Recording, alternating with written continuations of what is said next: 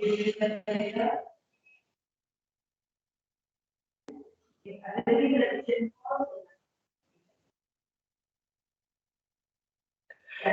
Students, पिछली class में ना हम लोगों ने डिबेंचर्स के टाइप्स डिस्कस किए थे, ठीक है, और कैसे कैसे डिबेंचर्स होते हैं ये पढ़े थे। और आज हम पढ़ेंगे उसके आगे। देखो अभी तक हम ये पढ़ रहे हैं कि कंपनी को जब पैसा रेज करना होता है ना, तो उसके पास बहुत सारे साधन है, बहुत सारे सोर्सेस है।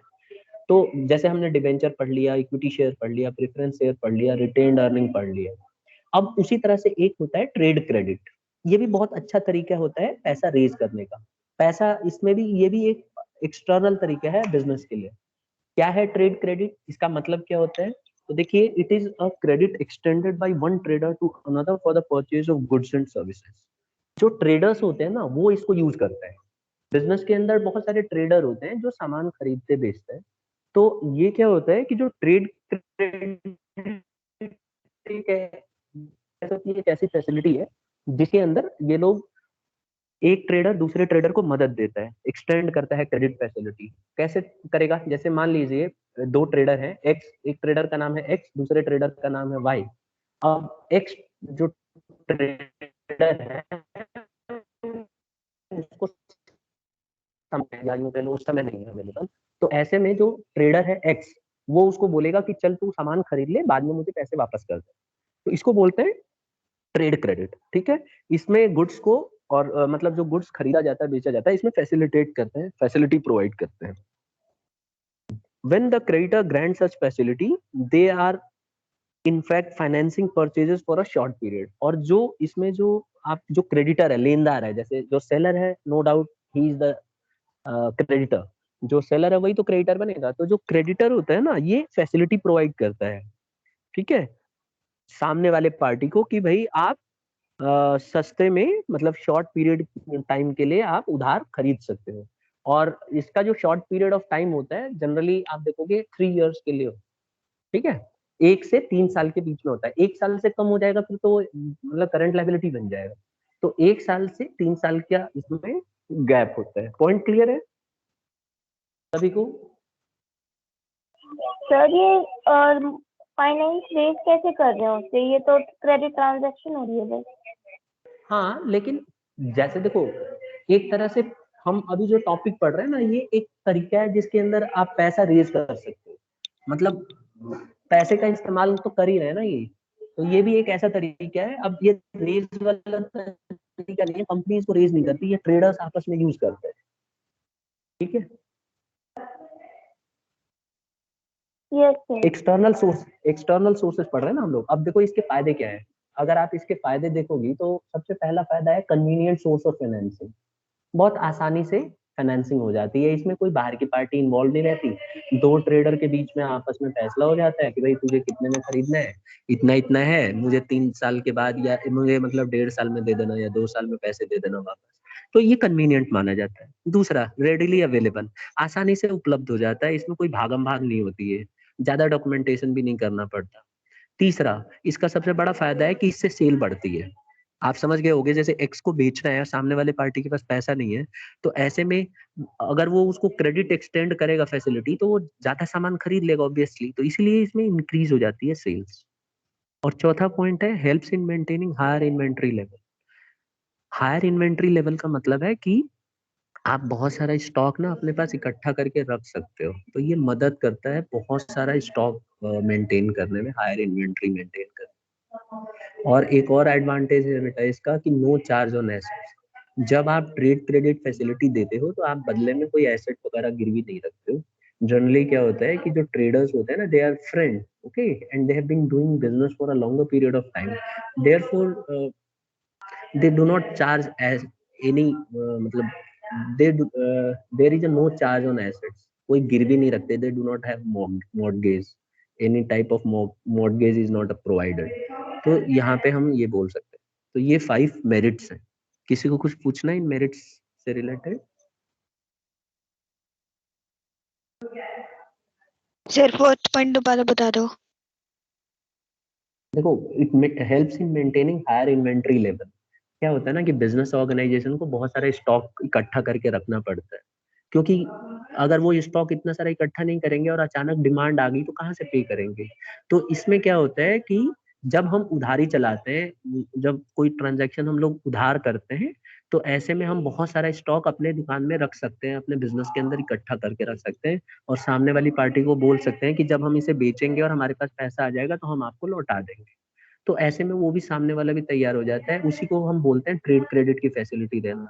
इसको मैं छोटे लेवल पे समझाता हूँ, जैसे आपके घर के आसपास दुकानें होती हैं, तो दुकान वाले क्या करते हैं, होलसेलर से जब सामान खरीद के लाते हैं तो उनको बहुत सारा दुकान में सामान रखना पड़ता है। ऐसा तो है नहीं कि एक ही दिन में सारा सामान बिक जाएगा। तो वो लोग क्या करते हैं, ढेर सारा सामान भर के रख लेते हैं अपने गोडाउन में, और जैसे जैसे सामान बिकता जाता है होलसेलर को पैसे लौटाते जाते हैं, और बीच में जो उनका अपना प्रॉफिट का मार्जिन होता है वो अपने पास रखते रहते हैं। तो वही चीज ये बताना चाह रहा है इस पॉइंट में कि इससे हायर इन्वेंट्री लेवल बढ़ जाता है, आप अपने बिजनेस के अंदर बहुत सारा सामान इकट्ठा करके रख सकते हो।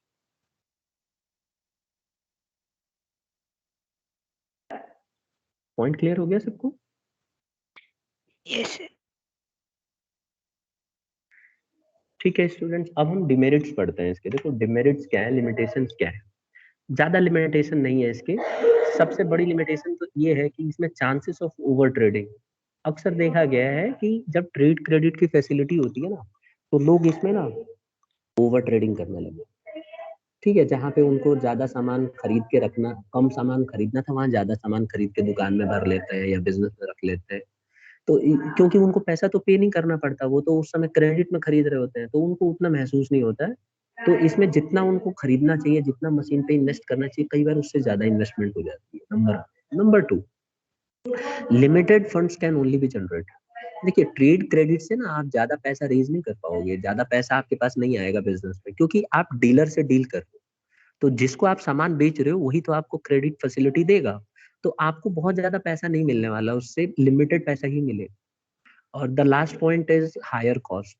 देखा गया है कि trade credit as compare to banks थोड़ा ज्यादा कॉस्टली माना जाता है, क्योंकि सामने वाली पार्टी ज्यादा रिस्क ले रही है, तो अक्सर देखा गया है कि वो लोग थोड़ा कमीशन अपना ज्यादा लेते हैं या ज्यादा इंटरेस्ट चार्ज करते हैं जो आप क्रेडिट फैसिलिटी लेते हो उस पे।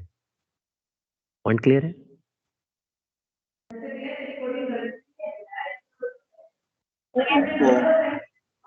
ठीक है, अब हम आगे बढ़ जाते हैं। बहुत इंपॉर्टेंट टॉपिक है फैक्टरिंग। फैक्टरिंग क्या है, कोई गेस करेगा? क्या होता है फैक्टरिंग, सुना है नाम कभी? एनीबडी? तो जो पैसा फाइनेंस से रेज हुआ है उसे डिवाइड करके रखना है। जो पैसा फाइनेंस से रेज किया है, जो फाइनेंस आया है उसको डिवाइड करके रखना है। नहीं, डिवाइड करके रखने वाला कंसेप्ट नहीं समझ में आया। चलो मैं थोड़ा सा क्लू दूं। देखो कई बार क्या होता है ना कि बिजनेस ऑर्गेनाइजेशन जब किसी को उधार देती है ना, तो उसको कलेक्शन में बड़ी दिक्कत होती है। मानते हो ना इस बात को? खास करके इंडिया में किसी को उधार दे दिया आपने, और उधार वाला जब आप उससे पैसे मांगने गए तो पता लगा लॉक लगा के बैठा हुआ, कभी पता चलेगा शहर छोड़ के भागा हुआ है, फोन कर रहे हैं तो फोन स्विच ऑफ कर दे रहा है। इस तरह की प्रॉब्लम आती है क्या? आती होगी बैंकों को इस तरह की प्रॉब्लम, या कंपनियों को? Yes sir. यस तो सर। बेसिकली फैक्टरिंग भी काफी हद तक वही चीज है। देखो बताता हूँ। सबसे पहले फैक्टरिंग पढ़ रहे हैं हम। देखो factoring organisation is a financial service provider which specialises in collection and administration of debt. देखो फैक्टरिंग ऑर्गेनाइजेशन एक होती है, ध्यान रखिएगा। फैक्टरिंग ऑर्गेनाइजेशन एक ऐसी फाइनेंशियल सर्विस है जो बहुत स्पेशलाइज्ड होता है पैसा कलेक्ट करने में और उसकी देखभाल करने में, कि कैसे उधार दिया जाए तो भाई वो उधार लेने वाला व्यक्ति भाग ना जाए, क्या कर रहा है, पैसे देने की हालत में है कि नहीं, उसके ऊपर एक तरह से नजर बना के रखता है। ठीक है। अगर आपसे कोई बोले कि फैक्टर कौन है, तो फैक्टर एक ऐसा इंडिविजुअल हो सकता है या एक ऐसा इंस्टीट्यूशन हो सकता है जो सिर्फ इसका यही काम होता है देखना कि सामने वाली पार्टी जिसने लोन लिया है वो पैसे देगी कि नहीं देगी। ठीक है। और फिर उसको उससे पैसे कलेक्ट कैसे करना है, क्या हथकंडे अपनाए जाए जिससे कि वो पैसा दे दे। ठीक है। तो कई बार क्या होता है, जो बड़े बड़े इंस्टीट्यूट्स होते हैं ना, जो इंस्टीट्यूशंस होते हैं फाइनेंशियल इंस्टीट्यूशंस, जब वो पैसा दे देते हैं ना सामने वाली पार्टी को, तो सामने वाली पार्टी जब पैसा देने की बारी आती है तो गायब हो जाती है। या फिर भाग इधर उधर उल्लू बनाना शुरू करते हैं। तो ऐसे में कई कंपनियां क्या करती हैं, फैक्टरिंग ऑर्गेनाइजेशन से बात करती हैं कि भाई देखो, हमने इस आदमी को पैसा दिया हुआ है और इससे आपको पैसे वसूलने। बेसिकली ये शुरू में ही कर दिया जाता है, जब पैसा दिया जाता है ना उधार, तो उसी समय फैक्टरिंग ऑर्गेनाइजेशन को बात कर ली जाती है कि देखो हम इस आदमी को उधार दे रहे हैं, बीच में आप इंटरमीडियरी बन जाओ, कल को अगर ये पैसा नहीं देगा तो आप या तो हमारे को जिम्मेवारी लो या फिर आप इससे पैसे वसूल करा के देना।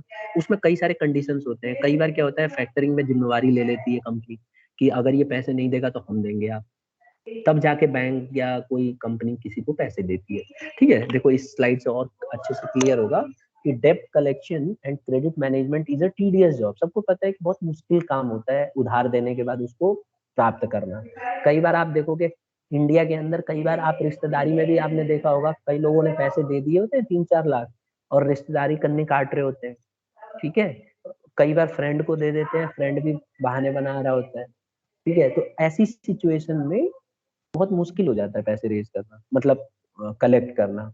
तो इसीलिए क्या किया जाता है, इन सब से बचने के लिए, in such a case this duty में be interested to an agency called factoring organ. ऐसी सिचुएशन में हम किसी एजेंसी से बात कर लेते हैं कि भाई देखो आप ये पैसा हमें दिलवाना।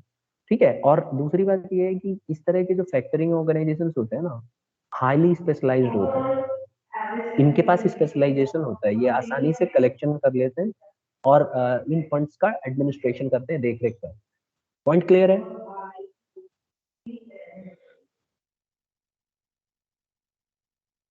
Yes sir. ठीक है, तो देखो आगे, दे एक्सटेंड फाइनेंशियल। अब देखो ये जो फैक्टरिंग ऑर्गेनाइजेशंस होती है ना, ये असिस्टेंस देती हैं, मतलब ये एक तरह से जिम्मेवारी लेती हैं कि ठीक है हम आपको मदद करेंगे। तो जब आप किसी को पैसे देते हो ना, तो फैक्टरिंग ऑर्गेनाइजेशन से आप बात करते हो कि मैं इसको पैसे दे रहा हूँ, क्या इसको पैसे देना ठीक होगा? तो फैक्टरिंग ऑर्गेनाइजेशन ये भी फैसिलिटी प्रोवाइड करती है, उसके बारे में छानबीन करती है, उसके नेचर का पता लगाती है, फिर ऑर्गेनाइजेशन को बोलती है ठीक है इस आदमी को पैसा दोगे तो रिकवर कर सकते हो, दे दो। तो फिर ऑर्गेनाइजेशन उसको पैसा देती है। ठीक है, फैक्टर्स ये भी काम करते हैं, ध्यान रखिएगा, factors do this service in return of a factoring company. और ये सारा काम क्यों करते हैं? क्योंकि इनके बदले ये लोग कमीशन लेते हैं या एडवांस में पैसे लेते हैं। तो जब भी कोई बड़ी ऑर्गेनाइजेशन किसी दूसरी ऑर्गेनाइजेशन को पैसे देती है, तो उसको यही डर लगा रहता है कि पता नहीं ये पैसा मैं रिकवर कर पाऊंगा कि नहीं कर पाऊंगा।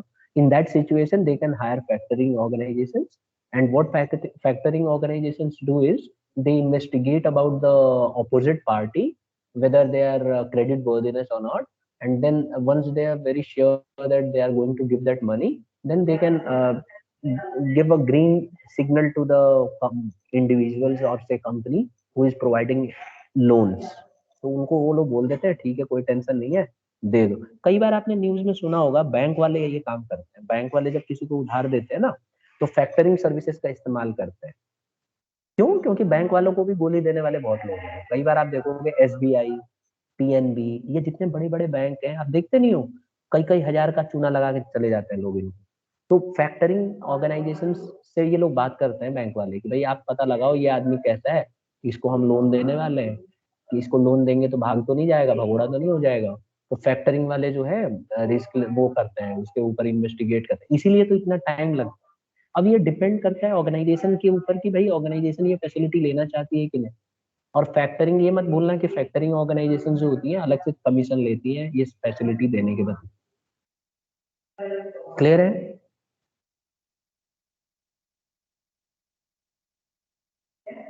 क्लास? Yes sir. तो यस। ठीक है, बहुत मतलब आप देखोगे ना न्यूज़पेपर अगर आप पढ़ते हो, तो आप देखोगे कई बार ऐसा न्यूज आया, एक बार मैं पहले भी क्लास में डिस्कस कर चुका हूँ कि बहुत पहले एक न्यूज आया था कि बैंक ने किसी को लोन दिया था। ठीक है, अब हुआ क्या वहां पे प्रॉब्लम कि बैंक वालों ने लोन दे दिया और जिस पार्टी को उन्होंने लोन दिया था ना, वो पार्टी क्या करने लगी, मतलब उसके पास बेचारे के पास पैसे नहीं होंगे तो इधर उधर वो भागना शुरू कर दिया उसने। ठीक है, ऐसे में क्या हुआ, फिर बैंक वालों ने जिनको हायर किया था ना फैक्टरिंग सर्विसेज के लिए, वो क्या हुआ, वो गए पैसे लेने के लिए। तो उनको बताया होगा किसी ने भाई कि रेड, उनका अपना खुद का मतलब ऑर्गेनाइजेशन होता है, तो उन्होंने बोला रेड कलर की कार में जा रहा है ये बंदा इस रूट से, उसको डीलर की कार एक ही थोड़ी ना होती है। अब उसी कंपनी की कार में कोई और जा रहा था, पीछा करना शुरू कर दिया। जैसे ही उसने पेट्रोल वेट्रोल भराया, उसके बाद आगे गए, उसकी अच्छे से जम के कुटाई करी, इतना तोड़ ताड़ दिया उसके हाथ पैर, बेहोश हो गया वो। और उसके बाद फिर हॉस्पिटलाइज्ड हो गया। फिर बाद में न्यूज में आया कि वो पार्टी कोई अलग ही थी, जिसने लोन लिया था ना उसकी जगह कोई और था। अब उसको तोड़ फोड़ कर दिया। फिर कोर्ट में बात चली तो कोर्ट ने यही बोला कि भाई आप मतलब खाली कार देख के मार रहे हो, आदमी को देख के आप मतलब उसको, ये कौन सा तरीका है पैसा वसूल करने का। उन्होंने बोला भाई हमारी ड्यूटी है, हम तो यही काम करते हैं, कमीशन लेते हैं इसके बदले, हमें तो पैसे वसूलने हैं इससे। तो इस तरह की कई बार इंस्टांसेस हो जाते हैं। ठीक है, तो इससे पता चलता है कि ज्यादातर बैंक आप देखो तो फैक्टरिंग सर्विसेज का इस्तेमाल करते हैं। ठीक है, एक मूवी भी बनी हुई है इस पे, नाम नहीं ध्यान है मुझे, किसी ने देखी है? बैंक की तरफ से पैसे वसूल, सर साउथ संजय की दत्त है उसमें हीरो। अरे संजय दत्त है यार, हिंदी मूवी है, संजय दत्त है उसमें। देखी जरूर होगी कुछ बच्चों ने, नाम मुझे खुद ध्यान नहीं आ रहा है। उसमें यही होता है कि बैंक बैंक जब लोन देता है तो बैंक के लोन के जो पैसे नहीं चुकाते लोग, तो वो जाके उनकी जम के पिटाई उटाई करते हैं, वो वसूलते हैं पैसे उनसे।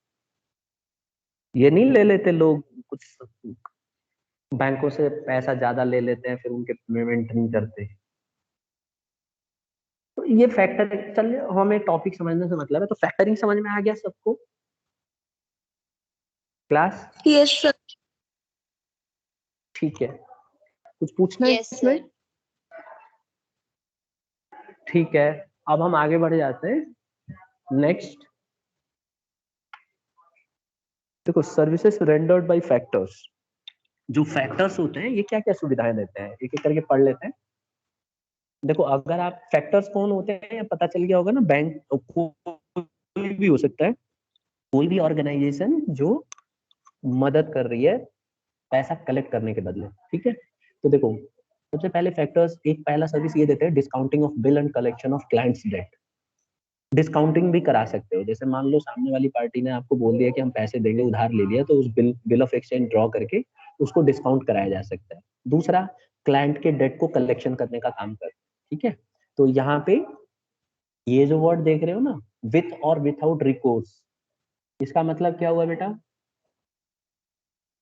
देखो रिकोर्स मतलब होता है कि भाई बिना गारंटी दिए, मतलब कई बार क्या होता है जो फैक्टर्स होते हैं जिन्होंने गारंटी ली है, वो क्या करते हैं कि कहते हैं कि भाई अगर नुकसान हुआ तो तुम जानो, तुम्हारा काम जाने, हमें नहीं पता, हम तो खाली पैसा कलेक्शन करने का काम करेंगे, अगर मिल गया तो ठीक, नहीं मिला तो तुम्हारा नुकसान समझो। और नॉन रिकोर्स में क्या होता है कि फैक्टर्स गारंटी ले लेते हैं, कहते हैं कि देखो पैसा नहीं मिलेगा तो हम देंगे, हम आपके पैसे कहीं ना कहीं से वसूल करा के देंगे। ये ज्यादा खतरनाक होता है। ठीक है, इसमें फिर तोड़फोड़ भी मचती है। अच्छा, ये जो देख रहे हो ना आप यहाँ पे, ये SBI ग्लोबल फैक्टर्स लिमिटेड, ये जो देख रहे हो ना, ये सब जो मैंने नीचे लिस्ट बना रखी है, ये सब फैक्टरिंग सर्विसेज देते हैं। जैसे SBI फैक्टर्स है, SBI ग्लोबल फैक्टर्स लिमिटेड है, ये सब्सिडियरी है स्टेट बैंक ऑफ इंडिया का। ये क्या काम करता है? फैक्टरिंग सर्विसेज प्रोवाइड करता है। अगर किसी बैंक ने लोन दिया है ना, तो वो SBI फैक्टर्स लिमिटेड से बात कर सकता है, ग्लोबल फैक्टर्स लिमिटेड से, कि भाई हम इसको फलाना को लोन दे रहे हैं, आप हमारा बीच में जो है फैक्टर बन जाओ और वसूल करके देना हमें पैसे। तो SBI फैक्टर है। इसी तरह से कमर्शियल सर्विसेज लिमिटेड है, कैन बैंक फैक्टर्स लिमिटेड है, और ऐसे ही बहुत सारे फाइनेंशियल इंस्टीट्यूशंस हैं जो इस तरह की सर्विसेज प्रोवाइड करते हैं। ठीक है क्लास, पॉइंट समझ में आ गया? यस। दूसरा है रिकोर्स फैक्टरिंग, जो मैं आपको बता रहा था, रिकोर्स फैक्टरिंग। देखो रिकोर्स फैक्टरिंग का मतलब है कोई भी प्रोटेक्शन नहीं देना, अगर बैड डेट हो गया तो समझो पैसे डूब जाएंगे। बस फैक्टरिंग अपना काम ये करेगा कि कलेक्शन करने का काम करेगा, आपके बदले वो पैसा कलेक्ट करने के लिए, जो आपका क्लाइंट है, अगर आपने किसी को लोन दिया है और आपका क्लाइंट है, तो उसके घर जाएगा, धमकी देगा उसको। ठीक है, कोई सामान नहीं देगा तो उसको 2 थप्पड़ मार के आ जाएगा, इस तरह से करेगा।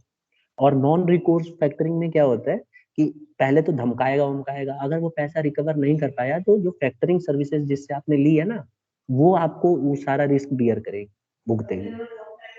कौन सा बढ़िया है, रिकोर्स फैक्टरिंग या non recourse factoring? Sir non recourse recourse. Factory. ये देखो ये कह रही है रिकोर्स फैक्टरिंग, बेटा इसमें सर नॉन प्रोटेक्शन नहीं है। Recourse factory. कौन स्टूडेंट है जो नॉन इतनी भली हो रही है? खाली मार पीट के छोड़ दोगी या पैसे वसूल करवाना है? देखो रिकोर्स फैक्टरिंग में क्या होता है कि जो फैक्टरिंग सर्विसेज है ना, ये लोग पहले तो छानबीन करेंगे, ढूंढेंगे, पैसा रिकवर करने की कोशिश करेंगे। अगर रिकवर नहीं हुआ ना तो कंपनी को बोल देंगे भाई तुम्हारे पैसे नहीं मिल रहे हैं, अब तुम जानो, तुम लोग निपट लो अब। ठीक है, मतलब इसमें आपका नुकसान है। और नॉन रिकोर्स फैक्टरिंग में क्या होता है कि जब आप लोन देते हो तो जो फैक्टरिंग ऑर्गेनाइजेशन है उस वो कहती है कि अगर हम पैसा इस बंदे से कलेक्ट नहीं कर पाए तो हम आपका सारा रिस्क अपने ऊपर लेते हैं, हम भरेंगे। तो ज्यादा अच्छा कौन सा है बेटा, एक बार फिर? Non records non records fact. हाँ, नॉन रिकोर्स फैक्टर। ठीक है, अब आगे बढ़ जाते हैं। सर हाँ बोलो। सर वो जो आप संजय दत्त की मूवी कह रहे थे वो है क्या, ये EMI लिया है तो चुकाना हाँ पड़ेगा? हाँ हाँ हाँ, जल्दी, वेरी गुड, ये बच्चा मूवी देख रहा है, इसका मतलब शाबाश। EMI नाम है उस मूवी का, है ना? वो जा यस जाके सर तोड़ते वही। रहते हैं, बैंक वैंक में लोन दिया होता है तो मारपीट। ये लोग होते हैं ऐसे हट्टे कट्टे लोग ही रहते हैं इसमें। ठीक है, गुंडे टाइप रहते हैं। सर इसलिए उस फिल्म में संजय दत्त लिया था। अब वो तो क्या बताऊं मैं, छोड़ो। और भी पहलवान घूम रहे हैं नजफगढ़ में, उन्हीं को ले ले। पहलवानों की कमी थोड़ी ना है। रियल लाइफ में यस। संजय दत्त को थोड़ी ना लेंगे, रियल लाइफ में तो कोई संगी टाइप ले लेते हैं। ये जो रेंडरिंग, जो ये फैक्टरिंग सर्विसेज देते हैं ना, बहुत हट्टे कट्टे लोग चाहिए इसमें, जो मतलब एकदम मारपीट में विश्वास रखते हो, क्रिमिनल टाइप। आपको लगता है कि ये होना चाहिए?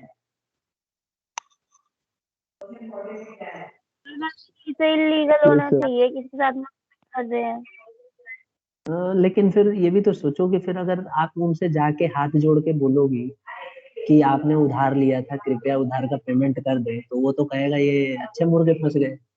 वो पता चला वो भी अपने 10-12 गुंडे बिठा के रखा हुआ, वो तोड़ ताड़ के चले जाएंगे फिर।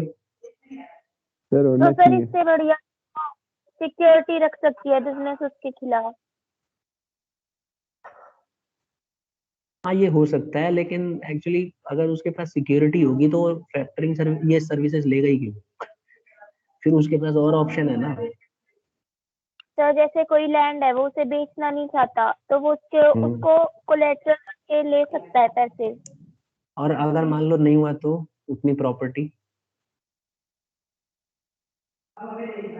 या उस पे कोई बिजनेस कर रहा है और वो चाह रहा है कि इसमें कोई इंटरफेरेंस ना करे, तब तब तो अच्छा नहीं रहेगा ना वो। आप ये मत भूलो कि जब गिरवी रखते हैं ना हम लोग, तो उस पे बहुत सारे हम बिजनेस कर नहीं सकते, उसमें कंडीशंस होती हैं, आप आगे चल के पढ़ोगे हायर क्लासेस, कि जब हम कोई लैंड को गिरवी रख देते हैं या फिर लोन लेने के बदले, तो उसमें कंट्रोल दूसरे के हाथ में चला जाता है, आप उस प्रॉपर्टी को बेच नहीं सकती, उस पे नई बिजनेस नहीं खोल सकती, मतलब बहुत सारे रेस्ट्रिक्शंस लग जाएंगे। आई होप समझ में आ गया होगा, कॉम्प्लिकेटेड हो यस जाता सर। है। ठीक है।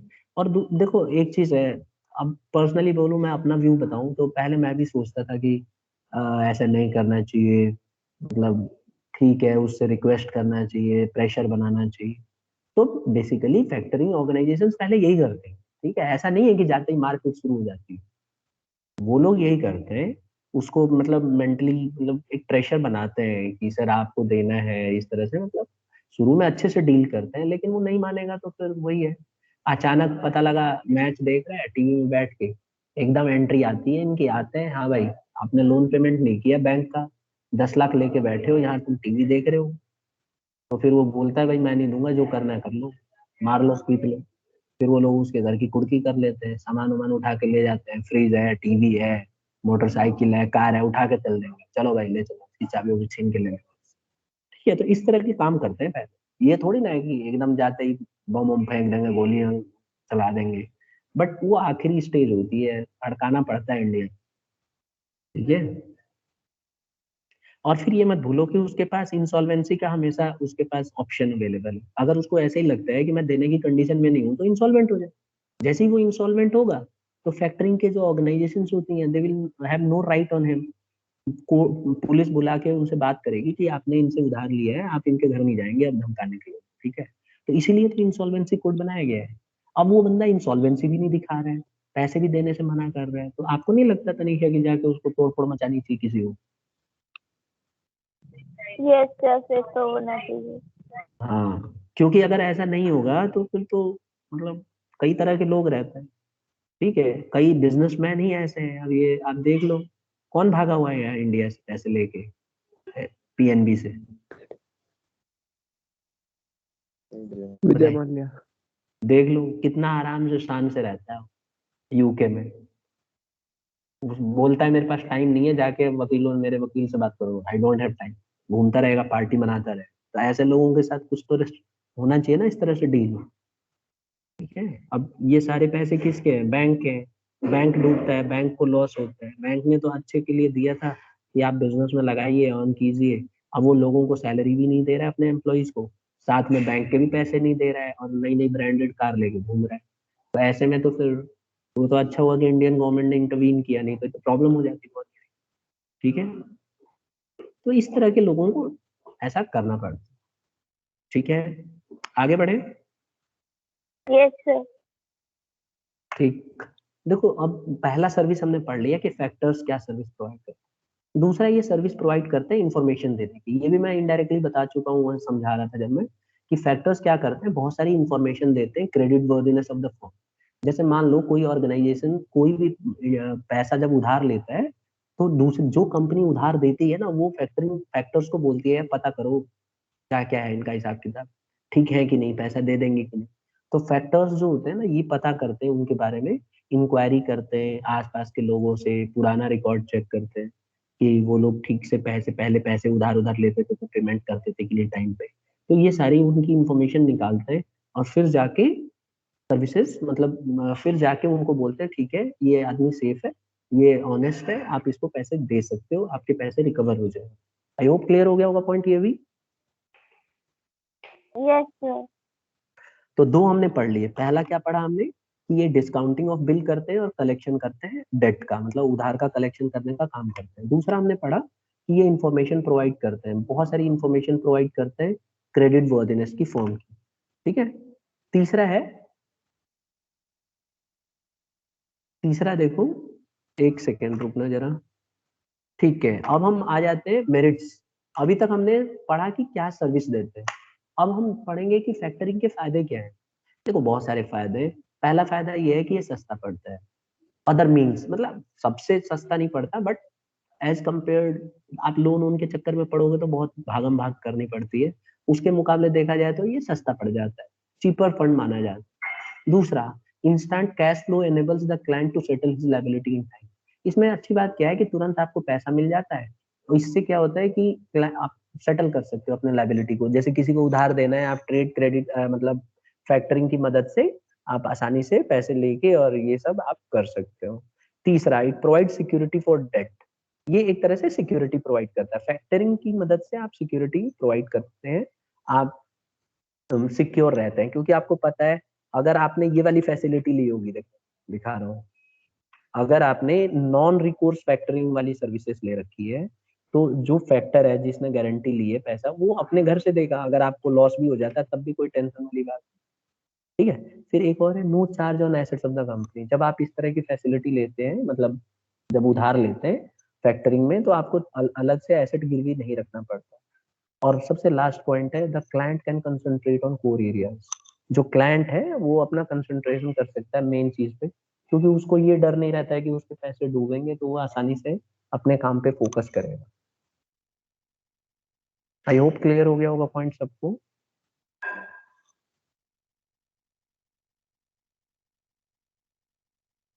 बोलो यस सर। स्टूडेंट। तो यही था। अब इसके देखो लिमिटेशंस भी हैं।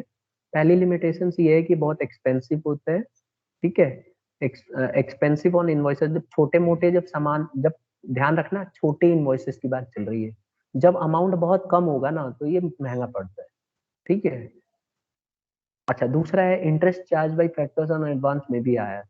जो फैक्टर्स होते हैं जो ये फैसिलिटी प्रोवाइड करते हैं छानबीन करने का, मारपीट करने का, पैसे वसूली का, ये लोग अलग से चार्ज लेते हैं जो कि बहुत ज्यादा होती है। ठीक है, अच्छा लास्ट पॉइंट है, कस्टमर्स में not feel comfortable while dealing with third factor. कई बार क्या होता है, अब जैसे मान लो बैंक वाले बोलते हैं, जब कोई लोन लेगा तो बैंक वाले बोलेंगे ये हमारे फैक्टर हैं, इनसे आप बात कीजिए, अगर आप पैसा नहीं देंगे तो ये आपको मारपीट करके पैसे वसूलेंगे। ठीक है, ये बात पहले ही तय हो जाती है।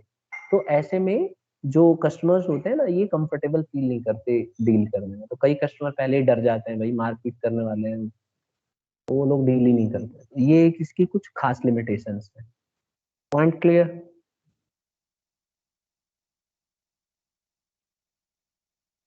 Yes sir. बोलिए। ठीक है, अब एक आखिरी टॉपिक और है हमारा, लीज फाइनेंसिंग।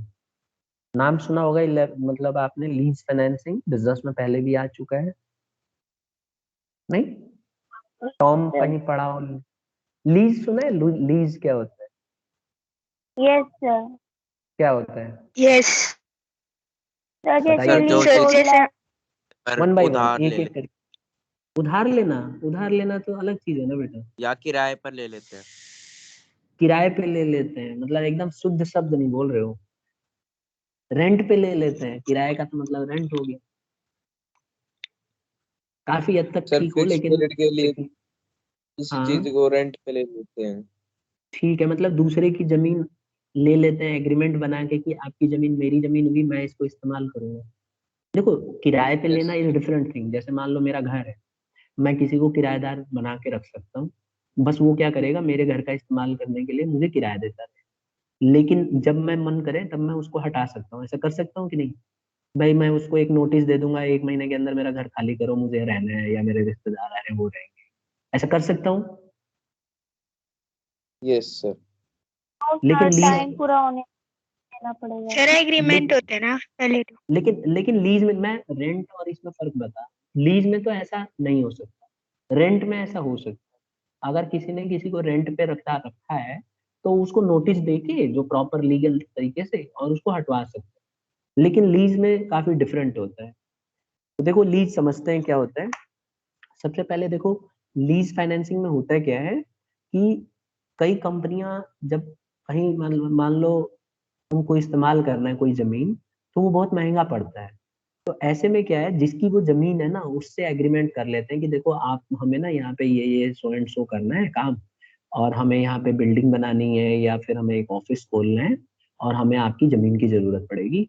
और उसके बीच में एग्रीमेंट कर लेता है, 20 साल 30 साल के लिए भी कर सकता है, कि ये जमीन हमारे बीच में कॉन्ट्रैक्ट हो जाएगा, हम हर महीने आपको इतना सैलरी देंगे या इतना रेंट देंगे, और आप इसके मालिक नहीं रहोगे 20 या 30 साल तक। जब 30 साल पूरे हो जाएंगे, तो आप फिर वापस इसके मालिक बन जाओगे, और हमें आप बोलोगे नहीं, हम जैसा मन करे ऐसा इस पे काम करेंगे।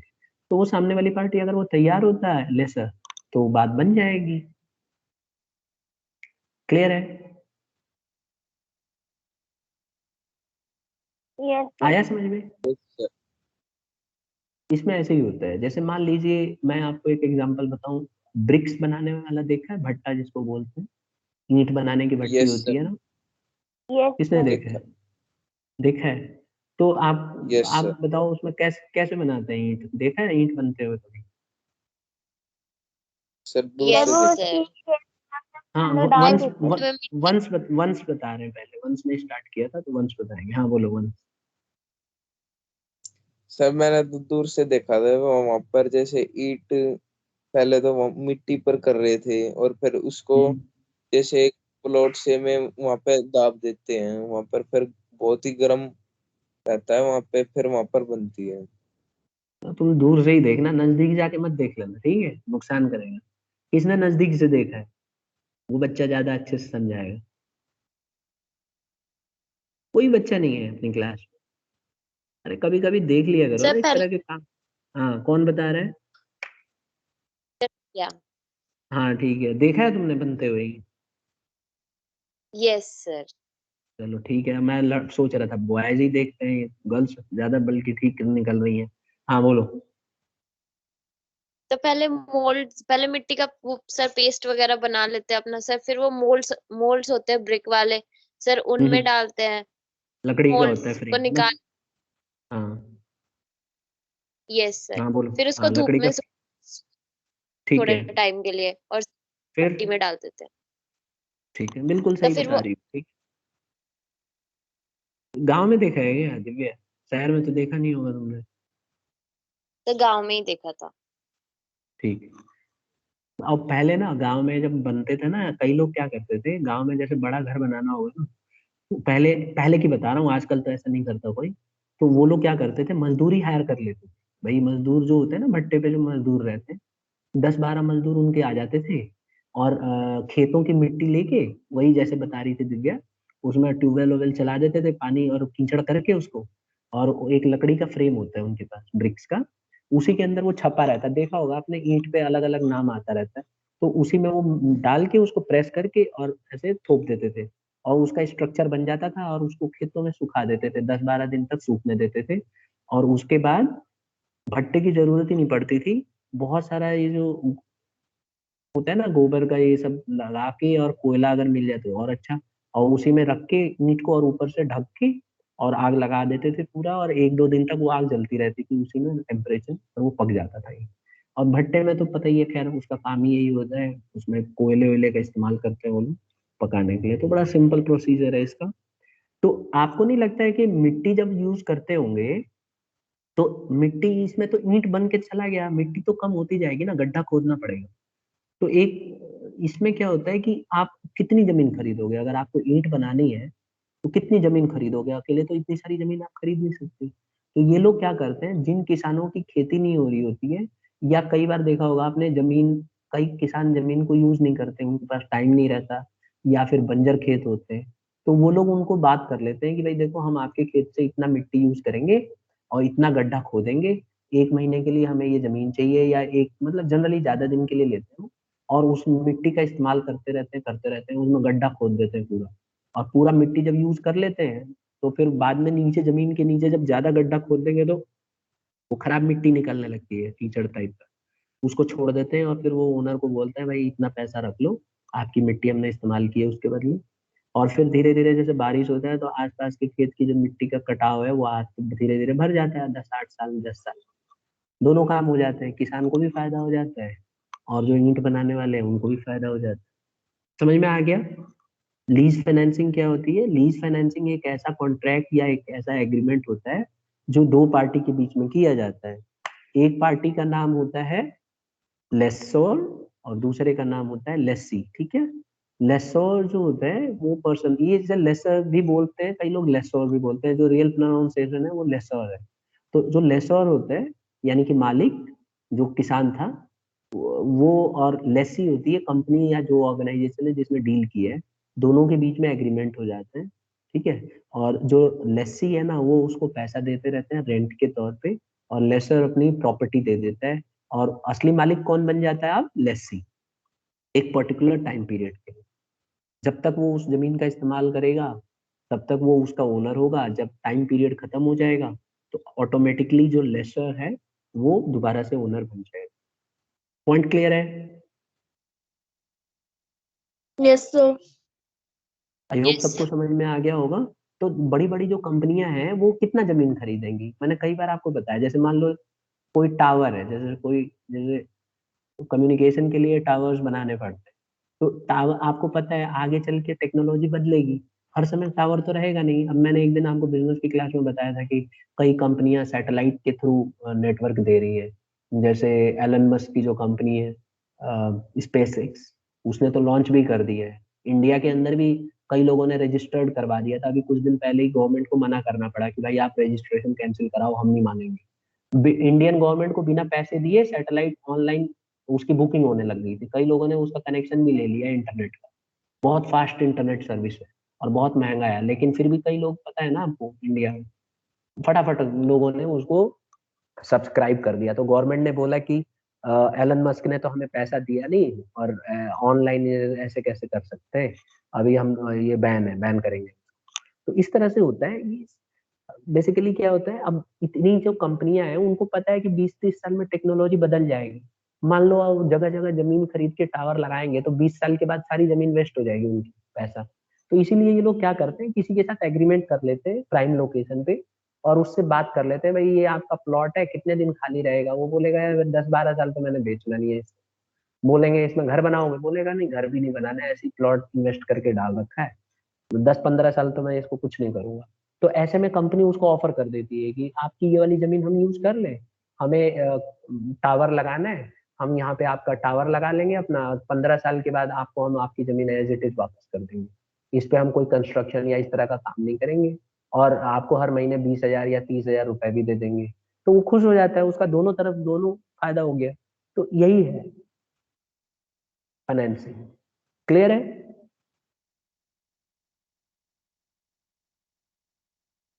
Yes wait sir. कर रहा हूँ रेस्पॉन्स। ठीक है, तो लीज फाइनेंसिंग मैं समझता हूँ लीज फाइनेंसिंग सबको समझ में आ गई है। अब देखो इसके एडवांटेज भी समझ लेते हैं, लगे हाथ। पहला एडवांटेज ये है कि it enables the lessee to acquire the asset with a very little investment. इसमें सबसे बड़ा फायदा क्या होता है कि जो लेसी है, लेसी वो होता है जिसने एग्रीमेंट किया है और जो जमीन का इस्तेमाल करेगा कुछ दिन तक के लिए या कुछ साल तक के लिए, उसको बड़ा सस्ता पड़ता है। वो आप समझ सकते हो क्यों। अब जैसे मान लो जमीन बहुत महंगी महंगी है, सपोज करो जो मान लो पॉश एरिया है, वहां तो लाखों कई कई लाख रुपए गज है, तो अगर वो थोड़ी सी भी जमीन खरीदेगा तो करोड़ों की तो प्रॉपर्टी पड़ जाएगी। फिर बाद में टावर लगाएगा, पता चला 10-12 साल हटना पड़ा, तो उतना सारा इन्वेस्टमेंट क्यों करेगा। तो वो सीधा जिसने पहले से जमीन खरीद रखी है उसी से बात कर लेता है, और अगर वो मान लो एक बार को 30,000 किराया भी देता है, तो कितना होगा 10 साल में, मुश्किल से 30 लाख। ठीक है, तो काम बन जाएगा उसका, सस्ते में निपट जाएगा वो। ठीक है। दूसरा, लिमिटेड फॉर्मेलिटीज ओनली, इसमें ज्यादा फॉर्मेलिटी नहीं करनी होती है। इसमें लीज फाइनेंसिंग का एक्ट है, उसी के अकॉर्डिंग इसमें पूरा डॉक्यूमेंटेशन बनाया जाता है, बहुत जल्दी से हो जाता है। बस दो पार्टी बैठेंगी, कॉन्ट्रैक्ट बनेगा, साइन करेंगे, उसका रजिस्ट्रेशन हो जाएगा, और बस वो मालिक बन जाएगा लेसी। और लेसर को जो भी एग्रीमेंट होगा उसके हिसाब से उसको रेंट मिलना शुरू हो जाएगा। बात क्लियर है सबको? Yes sir. तीसरा तीसरा बेनिफिट देखो, lease rent is charge against profit, hence the tax liability is reduce. जो लीज पे रेंट देती है ना लेसर कंपनी, लेसी जो कंपनी है, जो रेंट दे रही है, ये चार्ज अगेंस्ट प्रॉफिट है, इस पे उसका टैक्स भी बच जाता है, क्योंकि गवर्नमेंट ऑफ इंडिया को वो दिखाती है कि ये हमारा खर्चा है, और जो भी खर्चे होते हैं ना उस पर टैक्स नहीं लगता, तो वो टैक्स खर्चा मतलब प्रॉफिट को घटा देता है, और इससे उसको टैक्स भी कम देना पड़ता है। एक बेनिफिट ये भी है। चौथा point, it provides finance without sharing the ownership. इसमें क्या होता है कि जो प्रॉफिट कमाएगा उसमें उसको अलग से कोई उसमें हिस्सेदार नहीं रहेगा। सबसे बड़ा फायदा ये है, क्योंकि ओनर को तो ये लोग रेंट देते हैं, प्रॉफिट में वो हिस्सा थोड़ी ना मांगेगा। आप कितना भी प्रॉफिट कमाओ, ओनर को कोई मतलब नहीं है। जो जिसकी प्रॉपर्टी थी, जो आपने लीज फाइनेंसिंग के थ्रू ली है, वो बंदा तो मांग ही नहीं सकता, उसका तो एग्रीमेंट होता है कि वो इतना ही लेगा। अब आप ज्यादा कमाओ तब भी वो उतना ही लेगा, उसको कोई लेना देना नहीं होता। और एक और पॉइंट है, the risk of obsolescence on the shoulders of the owner. अब कई बार आपको मैं वही चीज समझा रहा था कि जो ऑब्सोलिसेंस है, ऑब्सोलिसेंस होता है कि समय के साथ बेकार हो जाता है, तो इसकी सारी टेंशन किसकी है, इसकी सारी टेंशन ओनर की है। ओनर कौन है यहाँ पे, लेसर, लेसोर, जिसने प्रॉपर्टी दिया था एग्रीमेंट कर। तो बस सिंपल हो जाता है, तो कंपनी को दोनों फायदे। क्लियर है पॉइंट सबको, पांचों? Yes yes. अब हम इसकी लिमिटेशंस की भी बात कर लेते हैं। इसमें कुछ नुकसान भी है। पहला नुकसान, restriction on the use of asset. देखो एसेट के यूज पे रिस्ट्रिक्शन है।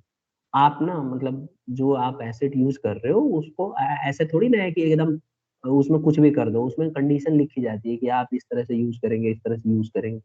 ठीक है, तो उसमें रेस्ट्रिक्शंस को फॉलो करना पड़ता है।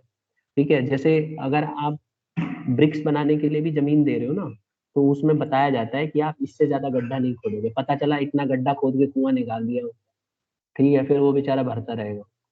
तो ऐसा नहीं होता है, रेस्ट्रिक्शंस होती है। दूसरा, नॉर्मल बिजनेस ऑपरेशंस में भी affected on non renewal of agreement. Normal business operations को अफेक्ट किया जाता है, ठीक है, नॉन रिन्यूएबल एग्रीमेंट।